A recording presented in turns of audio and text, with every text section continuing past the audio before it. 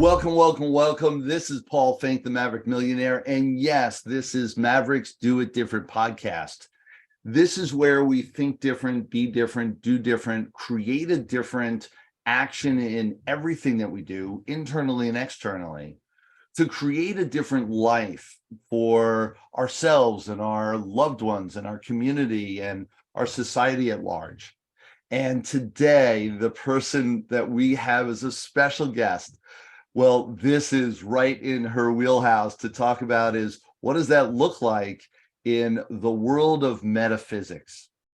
She's been a student of metaphysics since way early childhood, long time in growing and processing and creating all this. She's a mother, Christian Science practitioner, guided from early on, and we're going to talk about that, to be in serious study of scientific metaphysics with writings from Margaret Laird and what used to be the Margaret Laird Foundation, which is now the Institute of Scientific Metaphysics, and has been a part of that for a long time.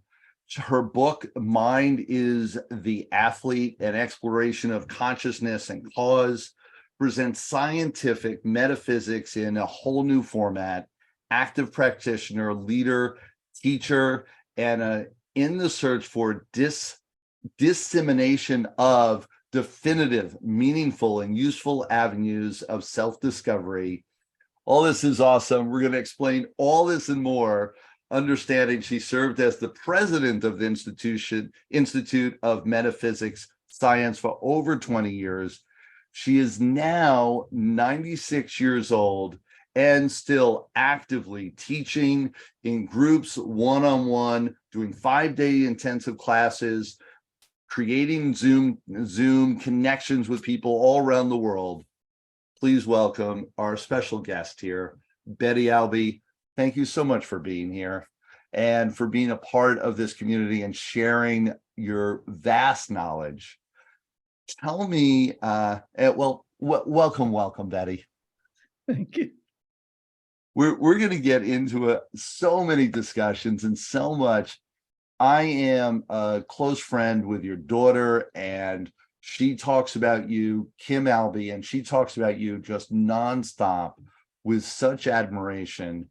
I had to have you on here to find out what it is that you're doing, and so much of the power that you are living your life with. Tell me a little bit about your history and how you got started with metaphysics from way back when. Let's start there. Okay. Probably a short story. When I was 7 years old, and my mother was a practitioner of Christian Science, and my grandmother. So there's a long history back there. But anyway, I got up one morning with an earache, and I said, "Mom, I don't want to go to school." And she says, "Okay, why don't you go ahead and get dressed, and I'll get your lunch ready." And I could see it was a losing battle, but I was still going to stay home if I could.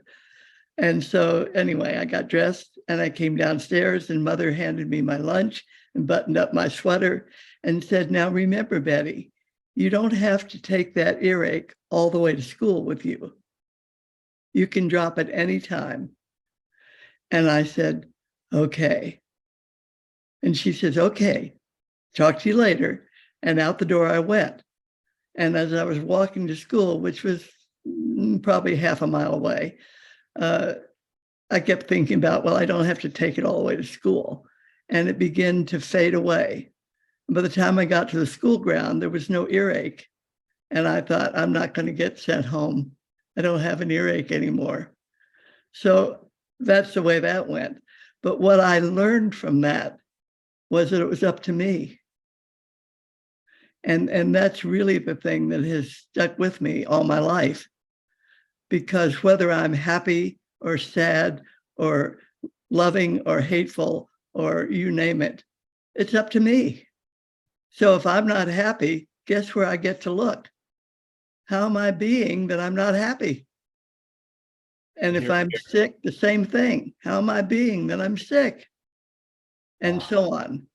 And so all the way through many years, I've learned to look at what I'm doing, what I'm willing to do, how I'm being about it all. And it makes a huge difference. To say the least. And man, you're talking my language. Love this. So there's a ton of people in our audience that may or may not even know what metaphysics means. So tell us a little bit about what that is and what it means to be a practitioner of it.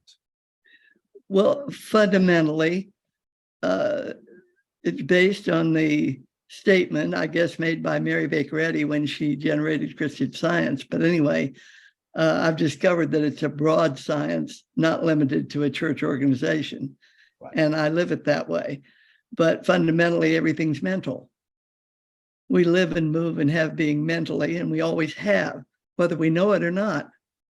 So who you're being with yourself is the whole story. Am I willing? How am I presenting myself that I'm hateful or joyful or comfortable or uncomfortable or prejudiced or you name it? It's all up to me. Nobody makes me do anything without my consent. And my consent can be unconscious, like a belief I'm holding. You know, if I believe that John Henry doesn't like me, that doesn't mean that he doesn't like me. It means that I'm living in terms of a belief that there's somebody out there that can make me unhappy, that doesn't like me, doesn't want me around, all that. It's pure fiction. So when I learn to look at, well, how are you being that you get that feeling? And I just sort of shift, oh, well, I can like him even if he doesn't like me. What difference does it make? It's up to me. And my whole world shifts when I do that. It's really up to me, all of it. My job, my well-being, my health, my income, my relationships with my kids, the whole thing. Who am I being that it's either good, bad, or indifferent? So when you shift how you're thinking, how the world shows up for you changes.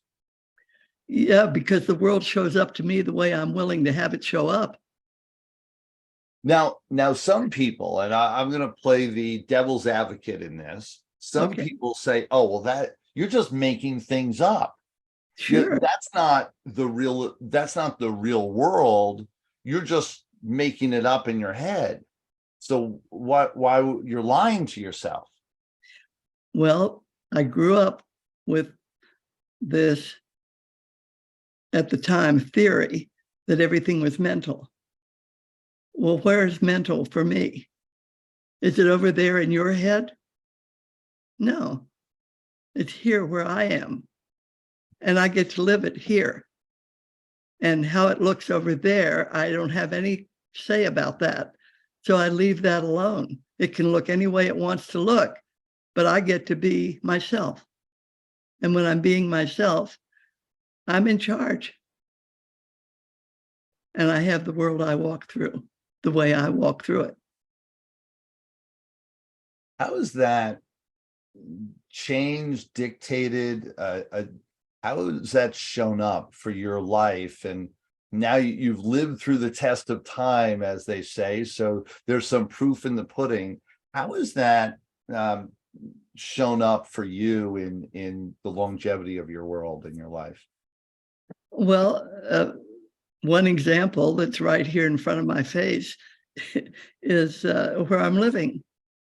You know, I don't have a huge income. I have Social Security and I have a small income besides that.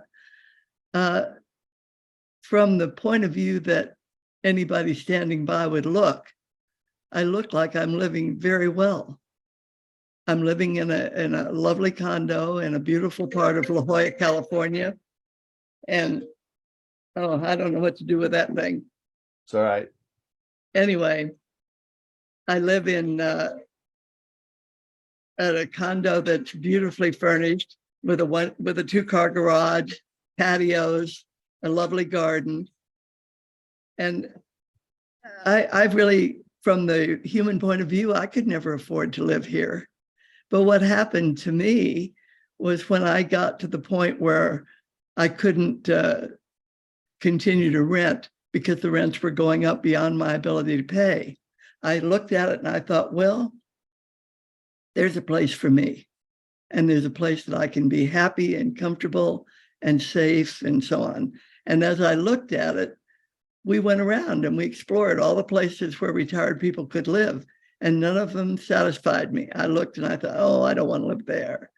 And then I thought, well, maybe you're going to have to live there. And I thought, well, let me look some more. So I kept looking. But my niece came down from Los Angeles and we went out to dinner. And I told her what I was doing. I'm looking for a place to live. She said, well, Betty, I own a couple of houses here in La Jolla, and I come down, one of them I rent, the other one I come down and stay in a week at a time here and there. But you could live there if you want to. And I said, well, that would be great. You sure? And she says, sure. She says, nobody's in that house most of the time.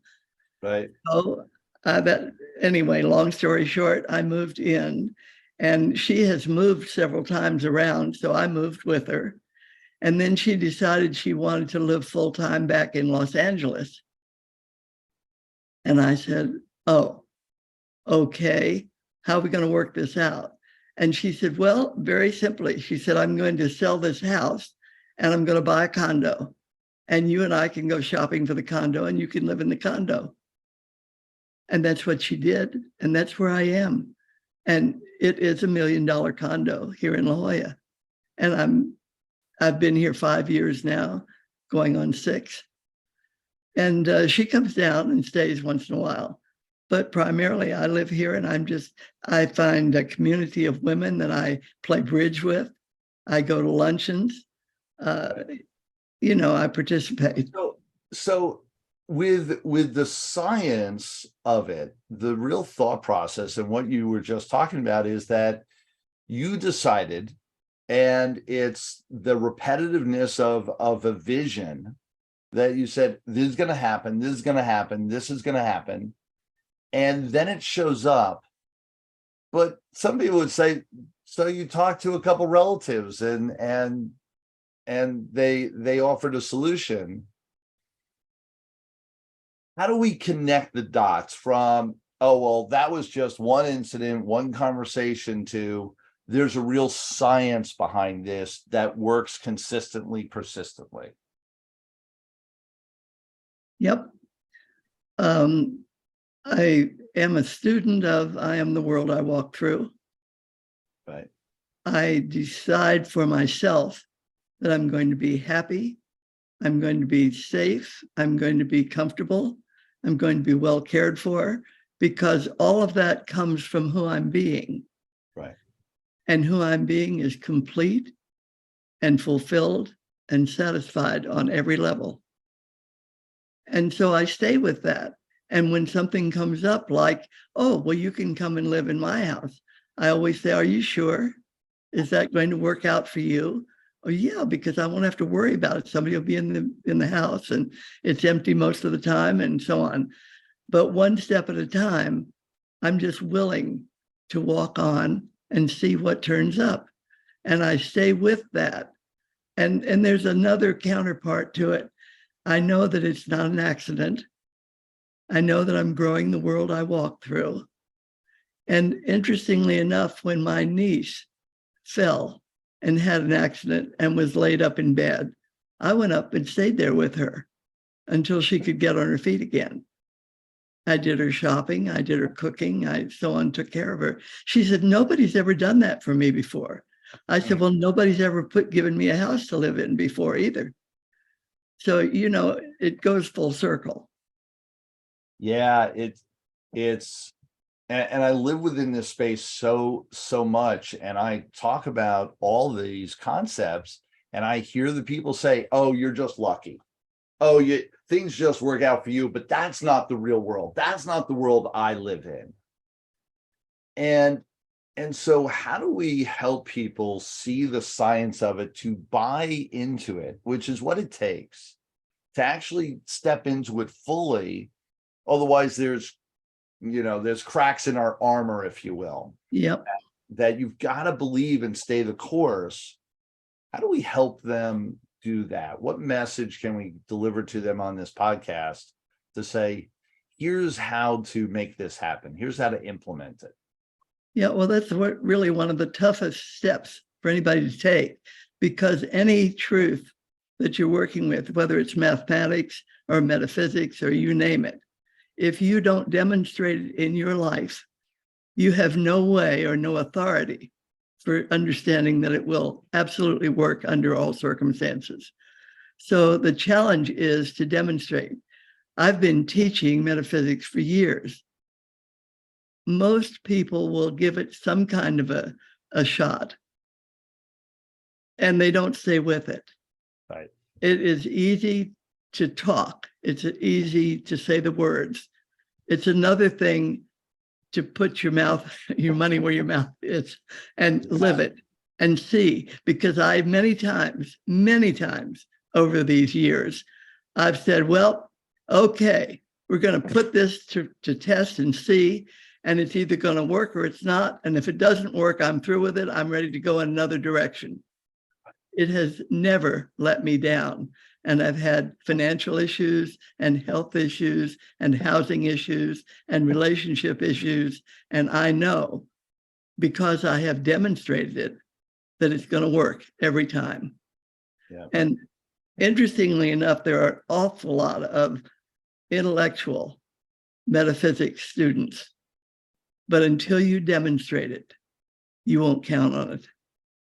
And counting on it is what makes the difference in your living. An example, a couple of years ago, really about 8 or 9 years ago, something like that, I began to limp around and I wasn't comfortable. Something was going on in my body and I did not know what to do about it. But it was really inhibiting my ability to walk. And when you're a student of metaphysics, you're also not very knowledgeable about the world of medical science and all that's available. So I was pretty ignorant on a lot of fronts there. But one day I went to an exercise program, and the fellow that was leading the exercise program came up to me afterwards and he said, "What's going on with you?" And I said, "Well, I'm just having a little problem with my hip, and I don't really know." He says, "Well, for heaven's sakes, why don't you get a hip replacement?" I said, "Oh, can you get a hip replacement?" And he said, "Sure." He said, "I'm amazed if your doctor hasn't mentioned it." I didn't tell him that I hadn't talked to my doctor about it, right, because I didn't know that, So I called my doctor and I said, "Could I get a hip replacement?" She says, "Sure. What's going on?" So I told her, and she says, "I'll schedule it. Come in." And she took x-rays and whatever. Anyway, they replaced the hip. I spent one night in the hospital. And the next day I was watering my patio, and the walker that they insisted that I have was staying by the door. I didn't even need it, and I never used it. That's incredible. But it's a matter of the information came my way when I needed to know it. And that's part of it too. You don't live in a vacuum. It's so amazing because I've experienced a lot of the same things, and the cycle of life, and understanding that what I engage with, I never know when it's coming back to me, but the belief that it will, the belief that there's a greater magic, if you will, that is happening, greater power that exists as you live within it and you put it out there to say, this is what I want my life to be, and watch things move to serve that vision. And sometimes people argue, oh, well, that's just happenstance, that's circumstance. However, for those of us that believe in this and understand it, we see it happen over and over and over and over and over and over again in our world. One of the things that people say, "Oh my gosh, you're 96 years old." Now, you may not feel like that's like you've reached a milestone. Only other people look at it like, "Wow, 96." That's longer than what most people are told their longevity is going to be. What do you attribute your activeness, your power with what you do on a daily basis, all that you're actively doing in your life? With your age, most people go, really? What do you attribute your power to? Being myself and being self-responsible. What could people do? So now we have people that are listening in, and I'll tell you my mantra. I am now 58, and my mantra when I turn 50 is 1/2 century down, 2 more to go. And I've been saying that every day since I turned 50. And 1/2 century down, 2 more to go. My goal is to be 150. And I truly believe, and I have people that say, oh, get out. And yet you're not going to live that long. I said, well, by the time you prove me wrong, I won't care. So it's okay. And so there's so much, and I do believe our mental state and our mental power and tapping into the metaphysics and the science of this has everything to do with how you're able to live today with all your capabilities at 96. What can people do that are in their 30s, 40s, 50s, 60s, 70s to make sure that they're living fully every day and that they tap into the same power? What are there action steps that they should be doing every day? That's kind of a loaded question. Actually, it's every single day the willingness to acknowledge that you are the authority and the power in your life. There's nothing else that moves your life but you. And you consent to everything that's going on with you, good, bad, or indifferent. And there is a way to intervene in that by taking a responsible attitude about who you are and what you're saying and what you're doing and who you're doing it with and how you're doing it. All of that is always, a teacher I have, Margaret Laird, in fact, once told me that every single action of my day has value, whether I see it or not. So when something goes haywire for me, I take a look. What's going on here? What are you up to? Are you believing that? You think that guy's going to do that for you? You think that's going to ruin you?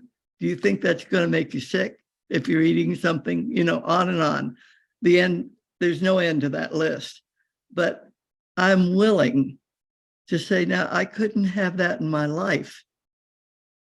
I couldn't have that in my life if I didn't want it, if it wasn't good for me, if it didn't have value. And I begin to look at everything I'm up to, and it sorts itself out. It'll come right up in front of your face, and you'll say, oh, for heaven's sakes, I didn't know I believed that. And you just drop it, and you're on your way. How can people practice metaphysics in their life? What are some of key components? We've got people listening from all around the world to our podcast. What would you tell them? They say, all right, I get it. It's been effective for you. It's been effective in your life. What can I be doing? The techniques, strategies, words of advice as to where do I begin? Okay, well, it's no accident that it's effective. Number one, it's the perception of a universal intelligence everywhere present. And it's a matter of, like, you might say, tapping into it, but it's a matter of agreeing. Yes, there is a universal intelligence functioning everywhere. And if I know the right thing to do, everywhere knows the right thing to do. It's kind of oversimplified in stating it, but that's fundamentally true. There isn't anything here that isn't everywhere. There isn't anything going on here that can't go on everywhere.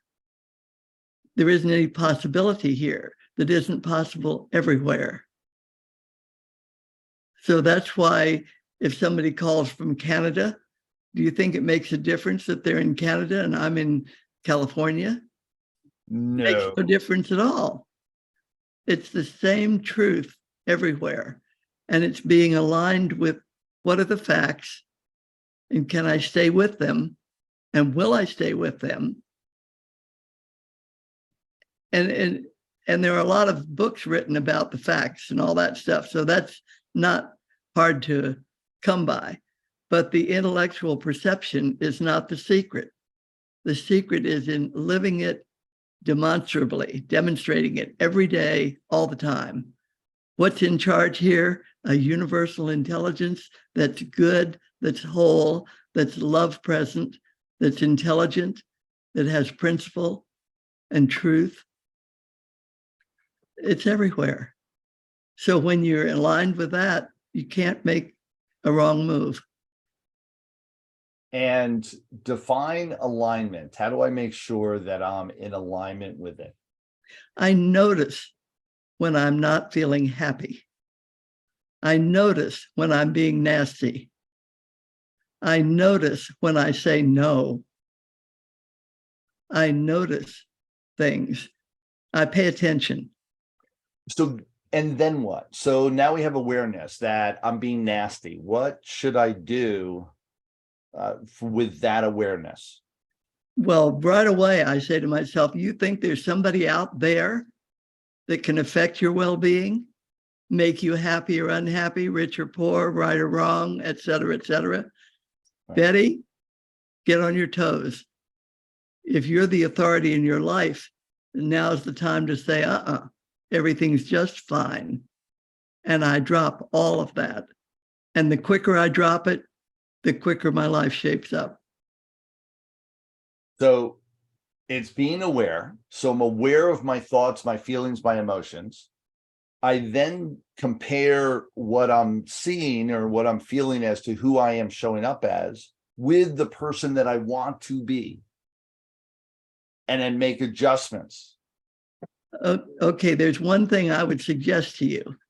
Yes. It's not with the person you want to be. It's with the person, it's with the individuality that you are, that's at the standpoint of perfection, and you're living it as if that were not true when you have a problem. Expand on that. Okay, fundamentally, all is infinite mind, infinitely manifest. So we've got a universal intelligence, and that universal intelligence has characteristics: love, principle, soul, spirit, life, truth, all of that. That's what's universally present, constituting me in the world I walk through. Now, if that constitutes me in the world I walk through, when something doesn't feel okay, something's out of alignment. I'm picking up on something that isn't so. I'm living as if a problem were bigger and more powerful than the being that's present. So, and here's a real key, and what I hear from others is that they believe, and you just did a shift from what they believe to what is, and that is they believe when they are looking to make themselves happy, that is a shift to act as if they're happy. That's not it. Right. What you're saying is it's actually almost the opposite. And that's is right. The reality is you were meant to be happy. And what you're acting is acting as if the world is bad or negative, and that has any influence on you whatsoever. And that influence is showing up a misalignment. So you need to act towards your true self, which is to be happy. Perfect. Oh. Yeah, that's yep, that's pretty good. And the thing is, you want to come from the perfection that's present, not go toward it. It's already who you are. It's already there. Is already there. Who you are is, well, in metaphysics, we say reflective God being. Yes. So if reflective God being is present, it's perfection. Yes. Here. So then you allow that to be, so you're returning to yourself rather than hunting for something that isn't there. Ooh. And for everyone that's listening, that's one of the biggest distinctions that Betty is clarifying, is the understanding that all that mantra of, oh, you got to act as if, is what you're doing every day when you're doing things that are outside of your perfection. And what we're talking about here in the metaphysical world and understanding this concept is that that's when you're acting as if, and the real alignment is live within your perfection that's always there and omnipresent. Beautifully said. Right on. Yeah. So profound. And it's such one of the things that disturbs me so much, and why I wanted to have you on here to talk about this, is that so many people in our society, in our world, it's like we're in Alice in Wonderland and looking through the looking glass. Everything's upside down. And it's so counter to what is, that perfectionism isn't what they see and not what they perceive every day. And to help them open up their awareness and their eyes to what could be is the biggest challenge, if you will, is that it's right there. How do we help them find the awareness?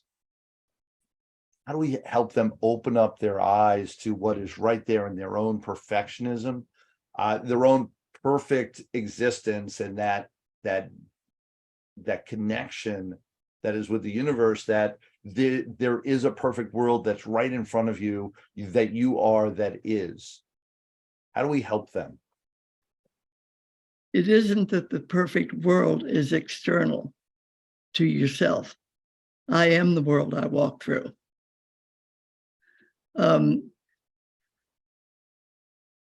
You cannot manipulate circumstances and appearances as if they were existing outside of your consciousness.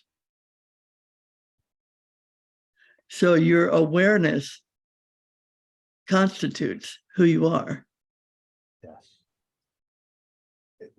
So how do we, so the awareness is what, and you put it beautifully in my reframing what I said is, and it's helping people be aware. How do they increase that awareness of what is? Because that seems to be the catalyst for living within this space. Yep. To put another thing out there for you. Yep. Your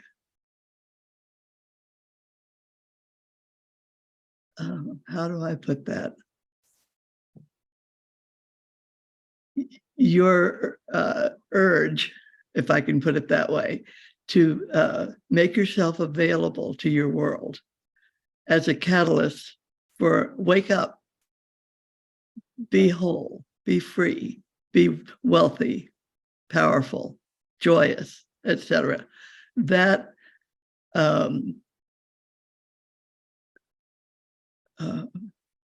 the power of that comes from you living what you're talking about.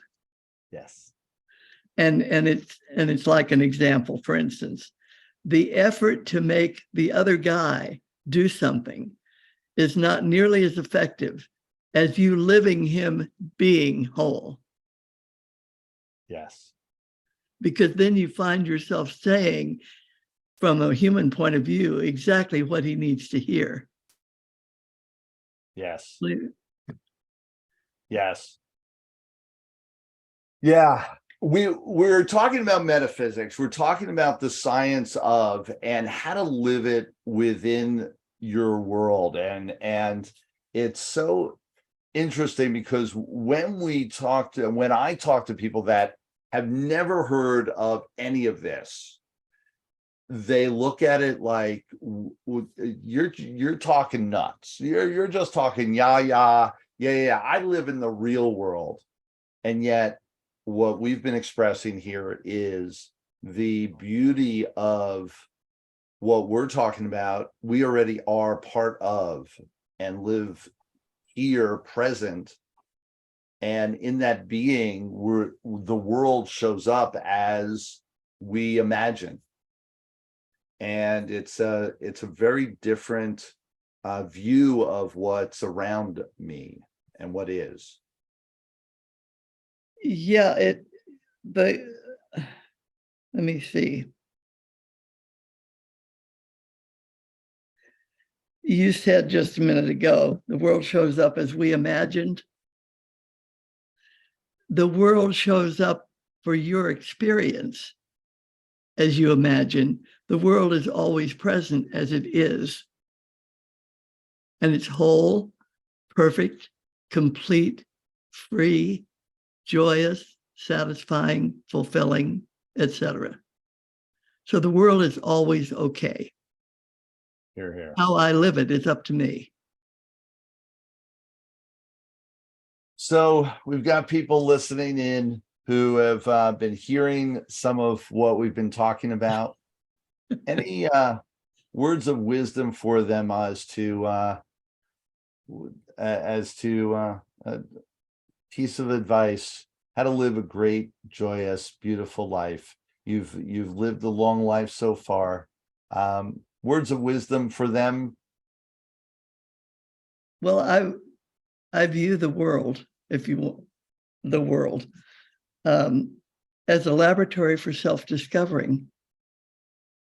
So as I discover myself, I discover my world. Ooh. What's next for you, Betty? And some people would say, "Oh, there's nothing next. You're 96. What more could you be doing? What more is for you? What's next in your world?" I just have to take it a day at a time. I'm going to be playing bridge. I'm going to a luncheon. I'm secretary of a group that I will go take minutes for. I just keep going. Beautiful. Yeah, it's a testament to all that we could be doing in our world and how life can really show up. Yeah, again, I just want one more little thing. I'm not kidding when I say you got to be self-responsible. Yes. When I run into a roadblock or a stumbling block or some difficulty, I always look first at Betty. What's she got going on? What's she trying to do here? What in the world, Because if I don't take responsibility for it, it will get bigger and bigger. Because when I allow something out there to rule the roost, it takes over. So you can be and experience the world, and you are 100% responsible for everything that shows up in your life. Yep. And how it lives. I'm responsible for how I live it. Yes. Stuff happens. Yes. Who am I being? Yeah. I'm a firm believer in stuff happens to everybody. It's how you react to it. Yep. And how you be within it. Yep. Is definitely the key. And man, oh man, it's I know it's shown up a 1,000 different ways in my life, and it sounds the same for what you've experienced.